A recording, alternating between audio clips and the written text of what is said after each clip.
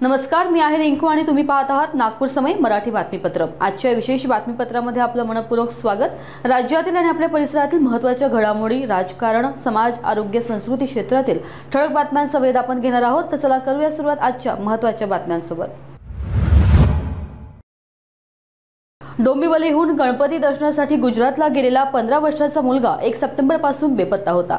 अचानक त्याच्या आईला फोन आला आणि 12 लाख रुपयांची खंडणी मागण्यात आली। घाबरलेल्या आईने बदलापूर ग्रामीण पोलिसांकडे तक्रार दाखल केली। पोलिसांनी तत्काळ मोबाईल सीडीआर आणि IMEI ट्रॅक करून लोकेशन शोधलं।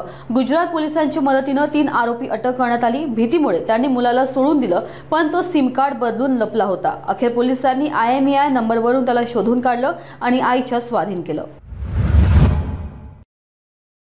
नागपूरच्या मानकापूर परिसरातून एक मोठी बातमी समोर आली आहे। आज सकाळी शाळेची बस आणि शाळेची व्हॅन यांच्यात समोरासमोर जोरदार धडक झाली।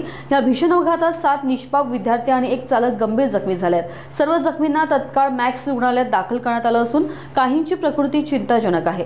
प्राथमिक माहितीनुसार ओव्हरटेक करताना झालेली बेपरवाही ही अपघाताची मुख्य कारण असल्याचं समजतंय। पोलिसांनी घटनास्थळी धाव घेत तपास सुरू केलाय। नागपूरच्या अजनी पोलीस ठाणे हद्दीतून एक धक्कादायक घटना समोर आली आहे। एका डिलिव्हरी बॉयनं पार्सल देण्याच्या बहाण्यानं महिलेच्या गळ्यातील सोनसाखळी हिसकावून घेतली आणि घटनास्थळावरून पळ काढला। ही संपूर्ण घटना CCTV कॅमेऱ्यामध्ये कैद झाली आहे।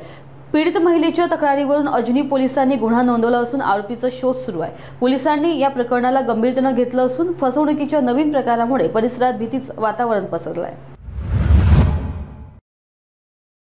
नागपूरच्या गोंडखरी नो एंट्री पॉइंटवर पोलिसांनी एक संशयास्पद वाहन थांबवलं। या UP क्रमांकाच्या वाहनाची नंबर प्लेट झाकलेली होती।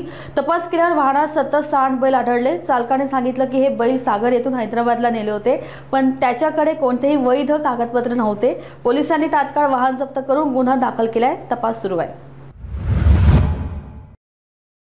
तर आजच्या मराठी बातमीपत्रामध्ये इतकंच। महाराष्ट्रातील प्रत्येक महत्त्वाची आणि विश्वसनीय बातमी सर्वात आधी जाणून घेण्यासाठी जोडलेले रहा नागपूर समय सोबत।